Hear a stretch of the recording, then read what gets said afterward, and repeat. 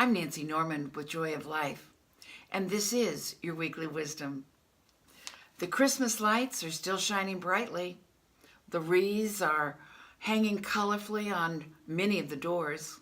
The Christmas trees are still up, the lights still blinking, the angel on the top of the tree, the bulbs, the wonder and the beauty of this Christmas season. The gifts have been opened, and Christmas has been celebrated. And yet, we can still feel the wonder of the season. We can still feel that sense of anticipation, of love and joy, and as I said, wonder. We're still with family or making calls. There is a specialness about this Christmas season. And now it has been celebrated, and we are going to begin a new year very shortly. In about 6 days, we will have a new year, 2019. And people will be making New Year's resolutions. You know, it's kind of interesting because studies show that people make New Year's resolutions rapidly on New Year's Eve or New Year's, and they make those resolutions, the things they're going to do, and unfortunately, by February, 80% of them have failed. For me, New Year's is a very important time because I feel I've been given a whole clean slate. And I can look at my life and decide if there's anything that I want to change. It's a time for me to do a bit of an inventory. And I think about,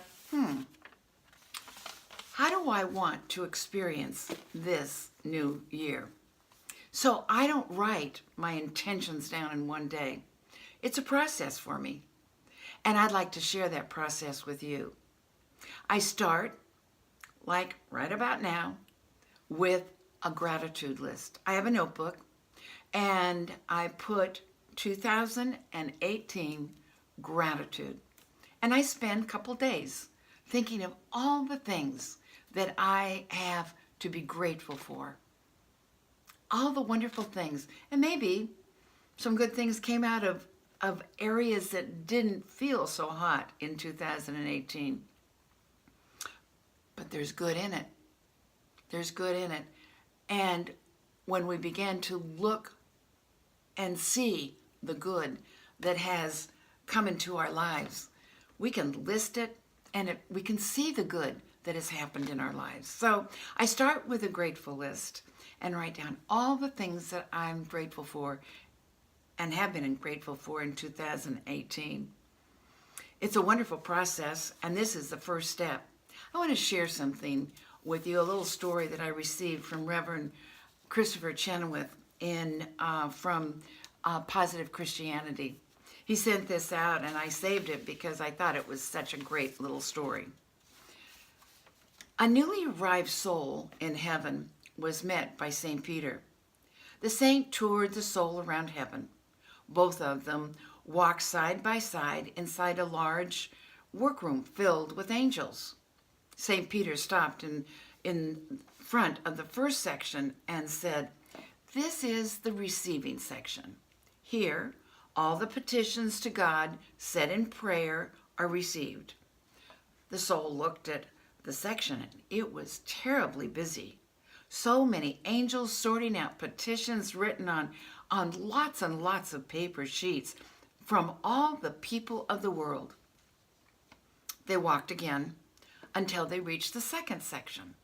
And St. Peter told the soul, "And this is the packaging and delivery section. Here, the graces and blessings that people ask for are packed and delivered to the persons who asked for them down on earth."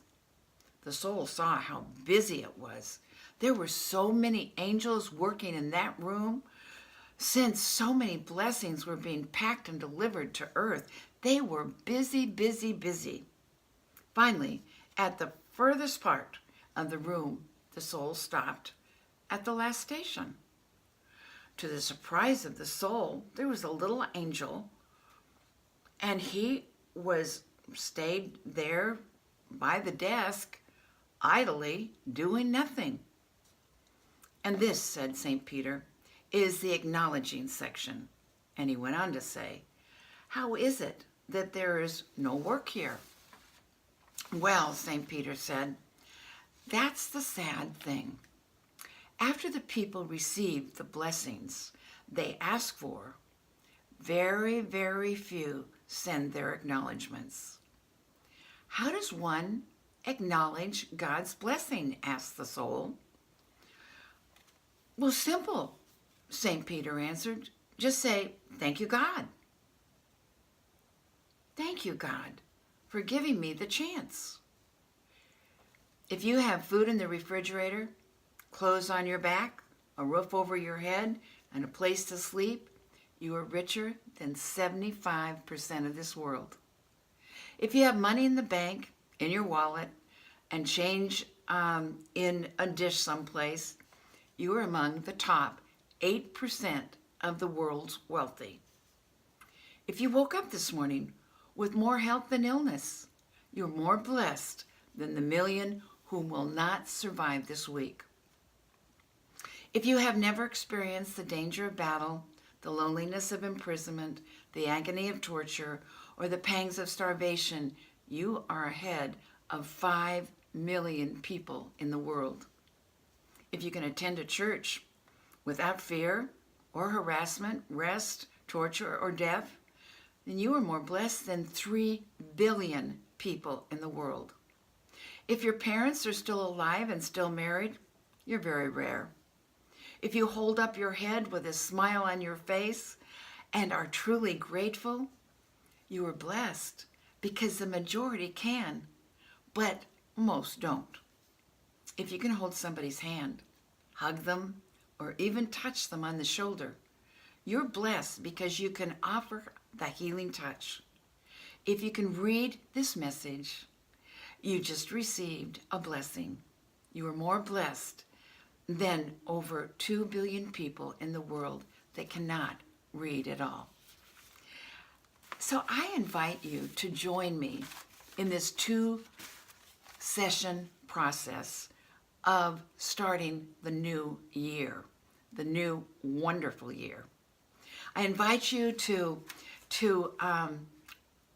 begin by step 1, which I'm doing this week, and I invite you to do. Make a list of all the things you are grateful for in 2018. And then next week, stay tuned, because next week I will share part 2 to be done on January 5th or 6th of January. Getting ready for the new year. God bless you and have a beautiful rest of the season. Look forward to seeing you next week.